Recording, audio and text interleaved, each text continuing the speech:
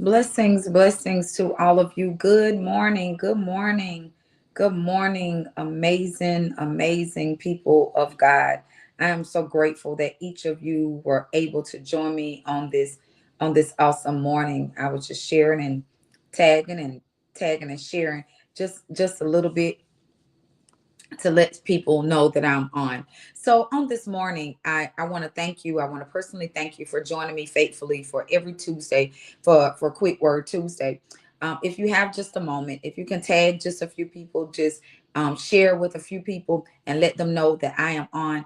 I will greatly, greatly appreciate it. On today, I think that we have an awesome, powerful, quick word that I just want to share with the people of God on today. I am Pastor Deidre Samuel McLeod. I am the pastor of Divine Destiny Ministries right here in the great city of Hartsville, South Carolina.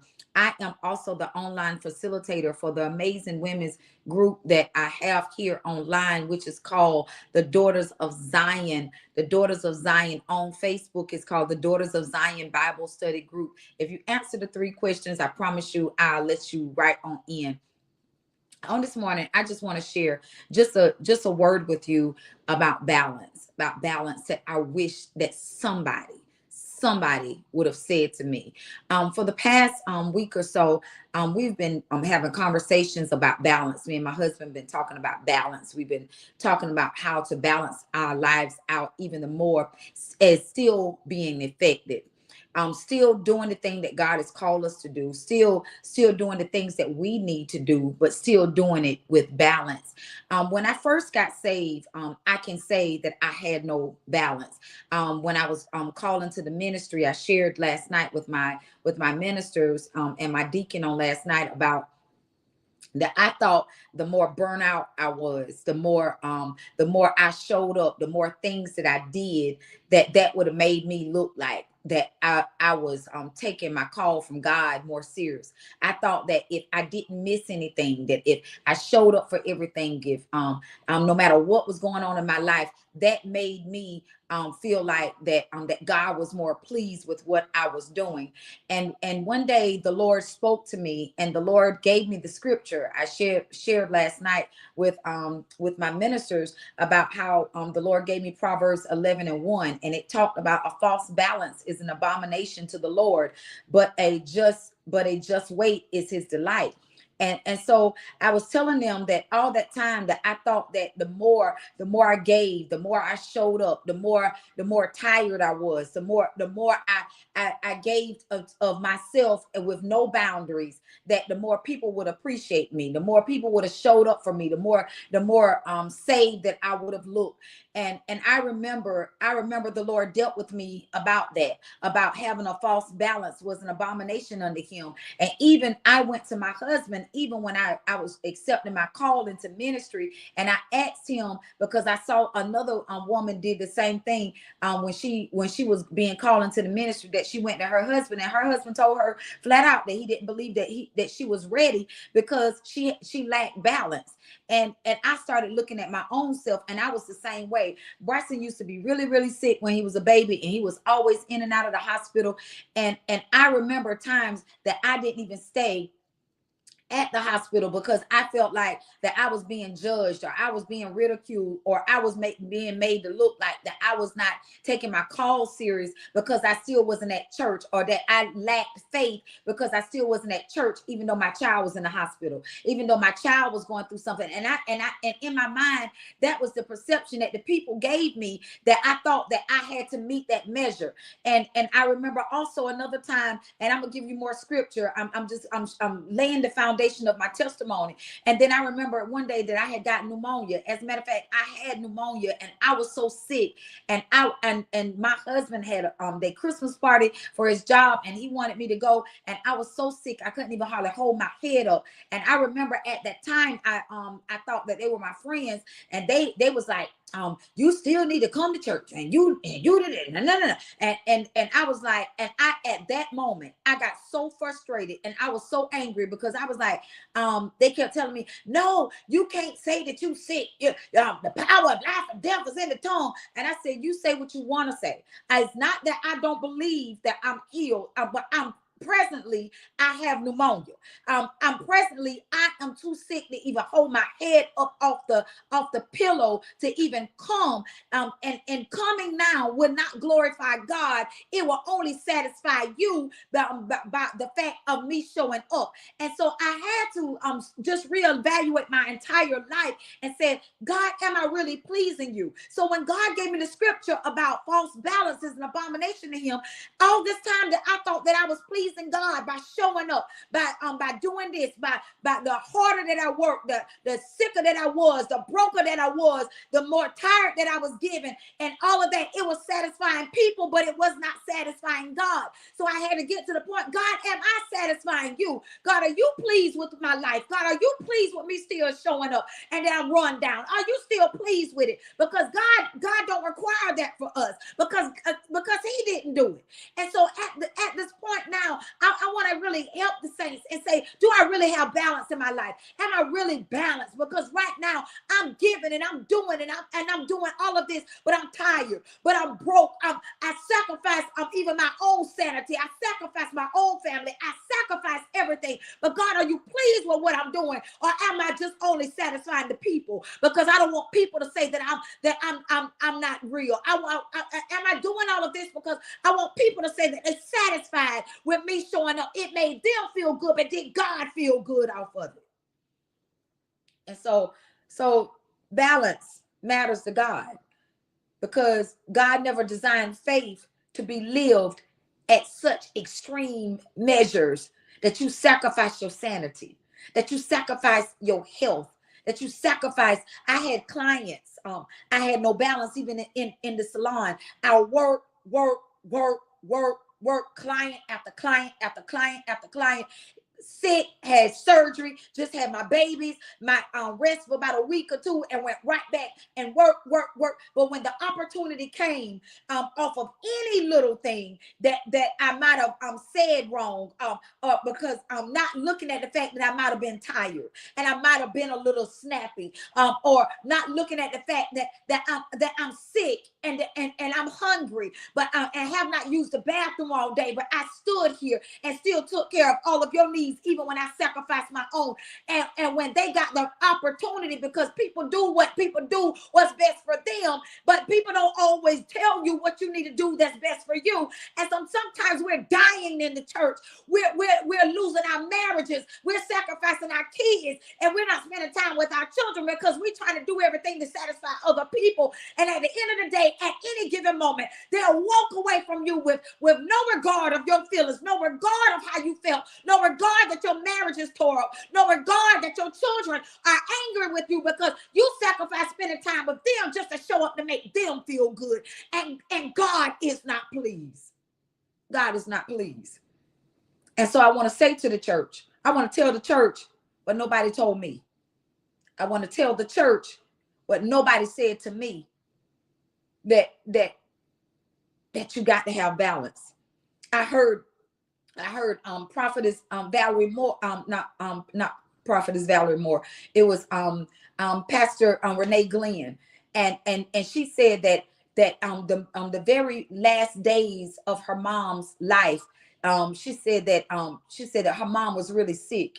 And she canceled all of her engagements, and people got upset with her. They were angry because they still wanted her to come to their conferences. And she said, don't let church ruin you. Don't let church, because and not that church ain't important. So I don't want nobody to get off here and be like, Pastor Dr. Deidre, Pastor Deidre said that church ain't important, because church is. And if you're not assembling yourself to somewhere, you better get somewhere and assemble and hear what the Lord is saying, because I'm telling you now, there's gonna come a time that you're gonna wish that you was in the house of God. But what she was saying at that moment, she said that don't let people make you think that church is so important that you got to be there. And you miss opportunities that you will never get back. And she would have went to preach their conferences. They would have been happy. They would have been satisfied. But she would have missed the last moments of her mama being on this side of the earth. And she said, I'm glad that I spent those last moments with my mom. And I didn't let the church pull on me. and dictate to me and use witchcraft to make me feel like that I should have been somewhere and been there to make them feel good, to preach them happy so they can shout, so they can dance. And then I missed the opportunities with my mom. I look back on my own life, and I had my children, all my children are spaced out. And I look back, and even though I felt like I was a good mom to Trey, and I try my best to show up to everything, and sometimes tired, sometimes all of that, not feel I show up. I always been that mom. I'm gonna be there. But I also remember things that I didn't get so right with Trey, that I try to make right with Bryson. And things that I didn't get so right with Bryson, that I try to make sure that I get it right with Zion. Times that I fumbled the ball with my husband because I felt like just going to church, just going to church, just going to church. And even intimate times that I still want to just be in his presence and speaking in tongues and stretched out and laid out. And sometimes he's just saying, baby, I just need you. And we're trying to figure out why so many people marriages in the church are being going through divorce, and that our spouses are looking at people in the world because we ain't taking time to even spend time with our spouses, and not looking at sex as being a curse, but actually it's something that God created for husbands and wives. But you so off balance. You want to spend time all the time in God's presence, and you ain't even got no balance and say, hey girl, you got to get back down here, put you on some lingerie and spend time with your husband. And we missed it. Jesus himself, he modeled balance. He healed crowds. He taught the word and gave the word. But there were moments that Jesus himself even withdrew to lonely places or alone places just to pray. Luke 5:16. And if Jesus know that he need to take some time to steal away for a moment, why is it that y'all think that being to church Sunday, Monday, Tuesday, Wednesday, Thursday, Friday, Saturday, and Sunday all over again to satisfy people, and they're satisfied, and the people that you have to look in the face at every day and knowing that you failed them because you lack balance? What you gonna do when you wake up one day and you alone? What you gonna do one day that you didn't sacrifice all your time after jokers that will decide to leave you at any given moment? And then you'll wake up one day and realize, I don't even know my kids. I don't even know what they like. I don't even know my husband. I don't even know my wife, because I spent so much time just running. And people will show you exactly how they feel about you. I said to my husband, there are shoulders that I cried on, share my dreams and my visions with. And at the drop of a hat, because what wasn't convenient for them no longer, they walked away. Not that I didn't do their hair good. Not because I didn't still set aside time to still make sure that I met your every obligation, that I still showed up. No matter how late you was, I still took you. No regard of that. Because people know how to put boundaries for themselves, but they don't know how to put boundaries. But they don't expect for you to honor yours. You only become the problem when you put up boundaries and say, nah, this is starting to be too much for me. I can't handle no more. I'm wearing thin. I'm getting to a place that I feel like I'm getting to a place of depression because I'm being pulled in every direction and I'm not fruitful. Without balance, it looks like burnout. When you have no balance, the thing that you once loved to do, You won't love to do it no more. You begin to hate it. And not because it did you wrong. It was because you didn't have balance. You didn't know when enough was enough. You kept going at the expense of your own sanity, at your own, at the expense of your own family. There's a price that you got to pay when you lack no balance. As a mom, balance is an act of stewardship. So don't let those kids, don't let those kids ruin what you do for you and what you do for your spouse. I'm going to say it again. Don't let them kids that going to grow up and leave you to go start their own family because you don't know how to create balance. That ain't loving them, boo. That's creating an unhealthy boundary even in your own household, that you don't even know how to put balance in between your children to make sure that you're still able to be effective as a mom and as a spouse. It's okay to get a sitter and do a date night. It's okay. It's okay to say, I just need a moment that just chill, just me. I just need a moment, because you can't be effective, not even to your children, when you burnt out. When you're looking at them of being more of a burden to you than a blessing. I got scripture. Proverbs 14:1 says, and the wise woman builds her house. A wise woman builds their house. So I'm saying to you, build your house not only by what you do for your children, but by who you are to them. Can they look back and say, I saw how my mom ran her house.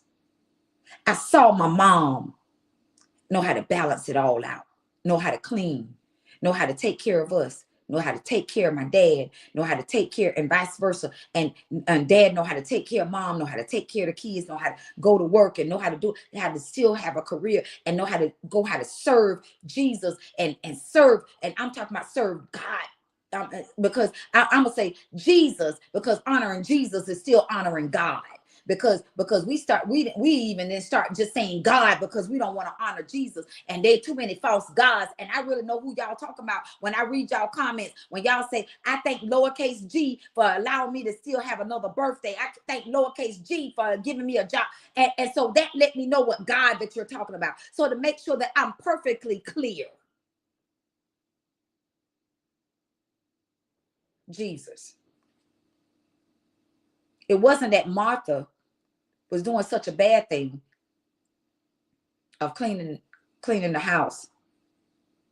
It was that Martha didn't have balance to know when it's time to clean and when it's time to bow. And so she was getting frustrated with Mary, because Mary was at Jesus' feet. But the truth is, she lacked balance to know when it's time to put the broom down and say, nah, I'm gonna just be at his feet. To know that, nah, I can feel the tension that my spouse have. Now, let me call my mom, or let me call my dad and see if they can watch the kids today. Because a wise woman know how to build the house.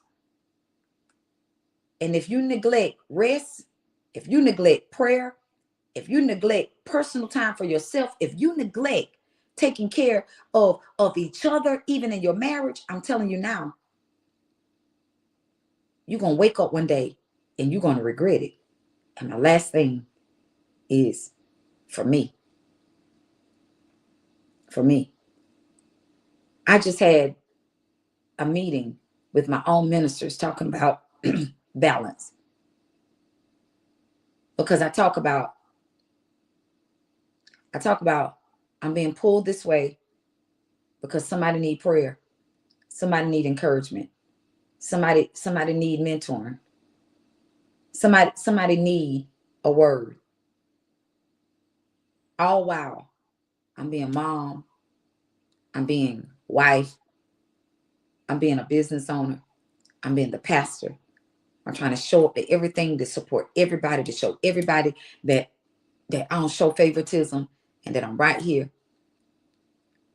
But I started saying, but God, is my serving being fruitful? Or is my serving now only look like that I'm only doing it because I want to satisfy them and say that I showed up for them?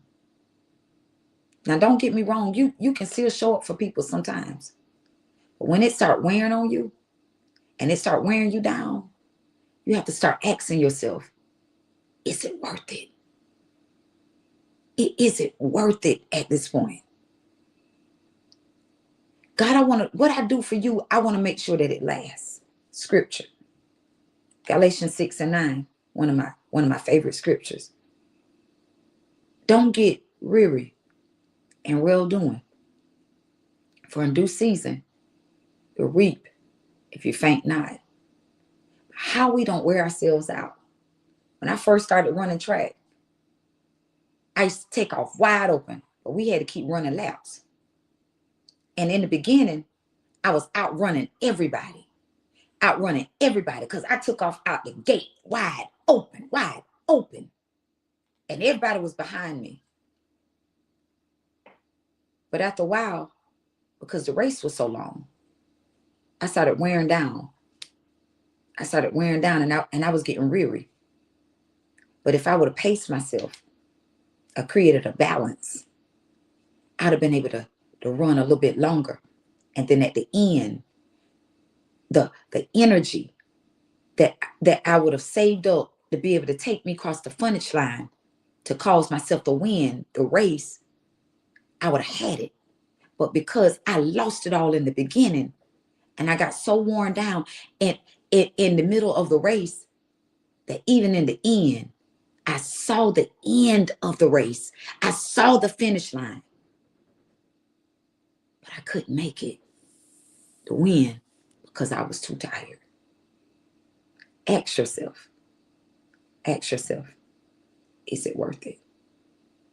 Is what I'm doing creating balance so I can run the race that is set before me? Or am I just doing this because I want to please people? I want to satisfy them. In the beginning, everybody was clapping for me because I was wide open out the gate. That girl fast. But after a while, the claps and the applauses started getting a little bit silent because they saw me, the one that was outrunning everybody, started slowing down because I ain't had nothing left to give, because I didn't create balance. I pray that you've been blessed today. I pray that something that I said has been a blessing to you. And I'm not telling none of y'all to quit your race. I'm not telling none of y'all to stop doing what y'all do for God. But what I am telling you is prioritize, put things in perspective and say, God, help me to balance out me and balance out this thing that you call me forth to do. Because I don't want to get weary. I don't want to get weary in the race that you have given me and that I give out of gas because I don't have nothing left to give. Because I did everything to please people and I gave you fumes. Talk to the Lord. Find out. Don't get weary. Don't get weary. Don't get weary in well doing. Paul tells Timothy to watch your life and your doctrine that you preach closely, because watching your life includes guarding your limits, honoring the Lord's work, and recognizing that I'm still human. Even being a pastor, I'm still human being a leader. I'm still human being a mom. I'm still human being a dad. I'm still human being a business owner. Don't take that foolishness when people tell you that you can rest when you die. Nah, I want to enjoy the fruits of my labor. And sometimes enjoying the fruits of my labor requires me to be able to rest and look back and look what all of I accomplished. Look at all what I've done, because Jesus did it. He rested on the seventh day and looked back at all the wonderful works that he did. Rest, create balance. I love you guys. Listen, join us every Tuesday at 10:30 a.m. for Quick Word Tuesday, every Tuesday night for prayer and Bible study at 6 p.m. Join us every Wednesday for Power Moments at 9 p.m. With Evangelist Letitia McLeod. Join Power Prayer, Intercessory Prayer every Thursday at 9 p.m. with Evangelist Letitia McLeod. Also join me Friday mornings at 6 a.m. for a prophetic intercession. Every Sunday morning at 7:30 for intercessory prayer, and every Sunday morning at 8 a.m. for worship. I'm telling you, you won't regret it. Come on, to 117 Darlington Avenue. You want to be in the place. And every Monday, you guys, join Deacon Clyde James and Minister Bianca James for Marriage Matters at 7 p.m. as they give you nuggets to be able to help you become balanced even in your marriage. I love you guys. I pray that you've been blessed on today. If you've been blessed, drop in the comments and let me know that you was blessed, that something that I said stood out to you. Sow a seed into our ministry so we can continue to do the work that God has called us forth to do. I'm just out here just trying to spread God. I love you guys. Have a wonderful day and see you soon.